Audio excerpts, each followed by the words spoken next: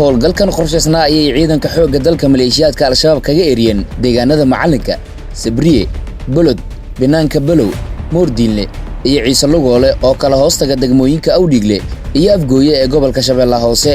waxaana howlgalkan hogaaminayay taliyaha ciidanka sida gaarka u tababarnay xoogga dalka Soomaaliyeed Cabdullaahi Mustafa Cali Madaale Qaran. intii uu socday howlgalka ciidanka xoogga dalka ayaa qaarijiyay 6 ka tirsan maleeshiyaadka argagixisada al-shabaab iyadoo la dhaawacay tareentaasi ka badan kuwaasi oo kamid ahaa maleeshiyaad xogtooda la hayay kuna dhuumaaleysanayay deegaanada uu howlgalka ka dhacay. ciidanka sida gaarka u tababarnay howlgalka fulinayay kana tirsan xoogga dalka Soomaaliyeed ayaa u suurta gashay inay guriguri u baaraan xaafadaha lagu tuhmayo agabyada cadowga iyo goobaha dhagarta ay ugu soo maleegaan shacabka Soomaaliyeed. howlgalkan ayaana ka qayb ah kuwa ka socda guud ahaan dalka kuwaasi oo ujeedkoodu yahay ka hortagga dhagarta ay shacabka Soomaaliyeed u soo maleegaan kooxda cadowga ummadda Soomaaliyeed ee al-shabaab.